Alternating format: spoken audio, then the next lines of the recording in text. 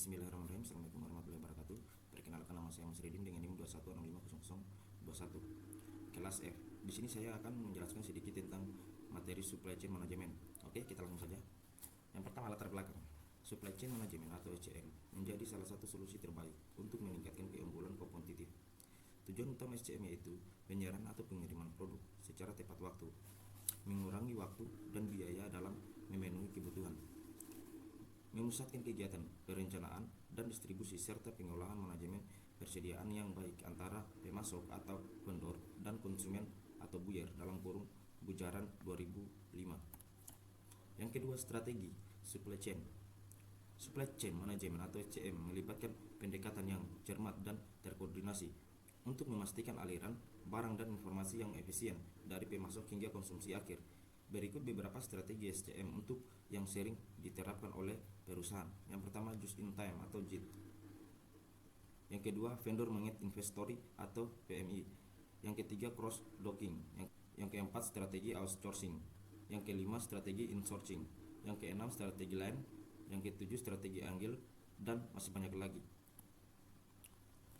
Oke, dalam perencanaan proyek baru dalam perspektif SCM. Perencanaan produk baru dalam perspektif SCM dalam kurung supply chain management melibatkan strategi yang memastikan bahwa produk yang dirancang dapat diproduksi, distribusikan, dan dikirimkan secara efisien ke pasar.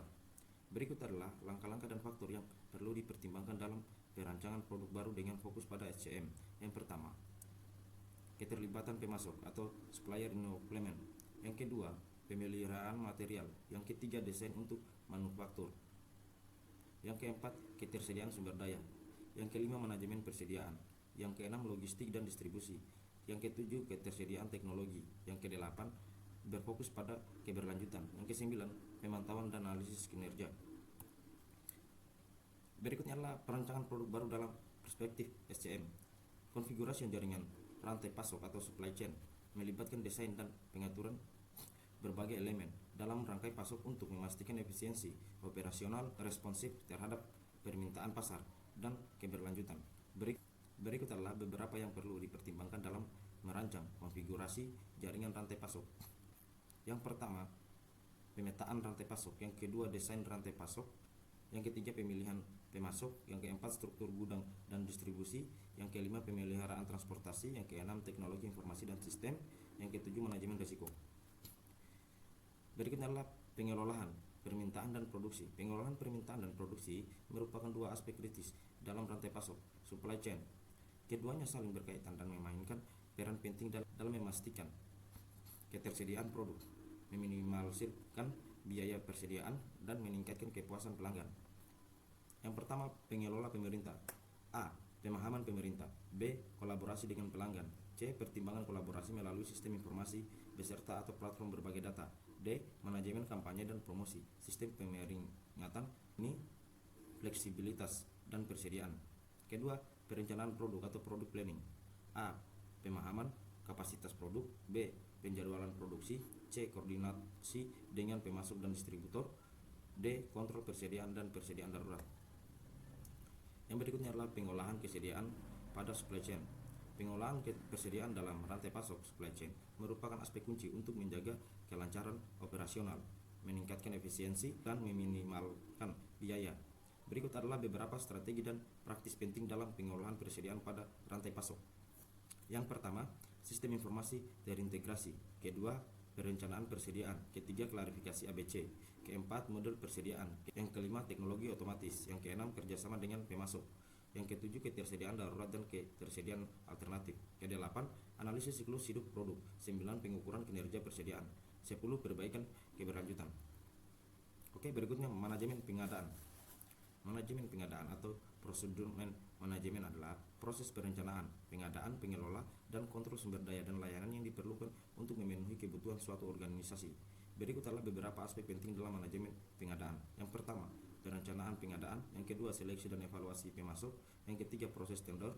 Yang keempat, negosiasi kontrak. Yang kelima, manajemen risiko. Yang keenam, pemantauan kinerja pemasok. Yang ketujuh, manajemen persediaan. Yang berikutnya, manajemen transportasi dan distribusi. Manajemen transportasi dan distribusi merupakan elemen kunci dalam rantai pasok yang bertujuan untuk memastikan barang dan jasa dalam dipindahkan dari produsen ke konsumen dengan efisien dan efektif.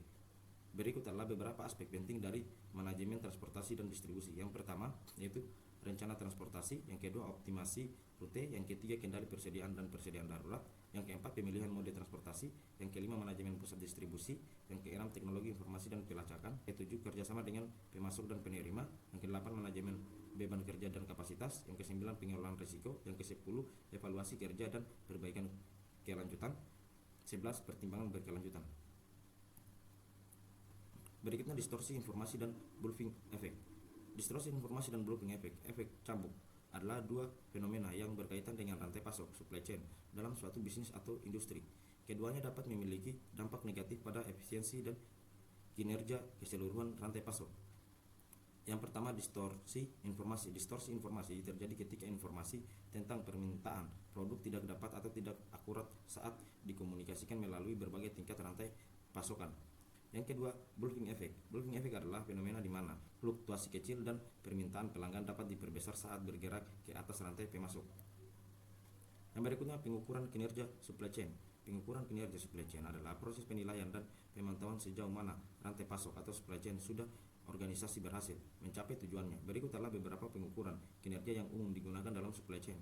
Yang pertama, lead time, yang kedua fill rate, yang ketiga persentase kesediaan produk, yang keempat biaya persediaan, yang kelima akurasi persediaan, yang keenam waktu siklus dan rantai pemasok, yang ketujuh ketepatan pengiriman, yang kedelapan biaya proses pesanan, yang kesembilan kualitas produk, yang kesepuluh respon rantai pasok terhadap perubahan permintaan, yang kesebelas pengukuran keberlanjutan. Teknologi informasi atau IT memainkan peran kunci dalam modernisasi dan meningkatkan efisiensi manajemen rantai pasok atau SCM. Berikut adalah beberapa teknologi informasi yang umum digunakan dalam manajemen rantai pasok. Yang pertama, sistem manajemen persediaan atau IMS, yang kedua sistem informasi manajemen rantai pasok atau SCMIS, yang ketiga sistem manajemen gudang atau TMS, yang keempat sistem manajemen gudang WMS, yang kelima teknologi RIP atau radio frekuensi indikation, yang keenam yaitu sistem perencanaan ketersediaan terpadu atau ERP, yang ketujuh procurement dan procurement, yang kedelapan teknologi blockchain, yang kesembilan analitika prediktif, yang kesepuluh sistem kolaborasi dan komunikasi. Yang berikutnya pengelolaan rantai pasok global. Pengelolaan rantai pasok global melibatkan koordinasi dan pengelolaan aktivitas pengadaan, produksi, distribusi, dan logistik yang terjadi di seluruh dunia. Berikut adalah beberapa strategi dan prinsip-prinsip penting dalam mengelola rantai pasok global. Yang pertama, pemahaman risiko dan ketidakpastian. Yang kedua, kolaborasi dan komunikasi yang efektif. Yang ketiga, visibilitas dan transparansi. Yang keempat, fleksibilitas dan responsivitas. Yang kelima, manajemen persediaan yang efisien. Yang keenam, pemilihan pasok dan vendor manajemen. Yang ketujuh, manajemen risiko dan keamanan rantai pasok. Yang kedelapan, pemahaman kebijakan dan peraturan internasional. Yang kesembilan, pembangunan keterampilan tim global. Yang kesepuluh, teknologi baru dan inovasi. Oke, berikutnya adalah kesimpulan. Di sini saya akan memberikan sedikit kesimpulan. Adanya supply chain manajemen dalam perusahaan memungkinkan peningkatan efektivitas dan efisiensi. Penerapan supply chain manajemen di masa seperti ini cocok diterapkan karena sistem ini memiliki kelebihan di mana mampu memanajer aliran barang atau produksi dalam suatu rantai supply. Oke, mungkin itu saja yang dapat saya jelaskan tentang supply chain manajemen. Adapun ada salah kata atau ada kesalahan mohon dimaafkan. Semoga penjelasan yang saya berikan dapat dipahami dan dapat dimengerti. Saya tutup dengan ucapan wabillahi taufiq, wassalamualaikum warahmatullahi wabarakatuh.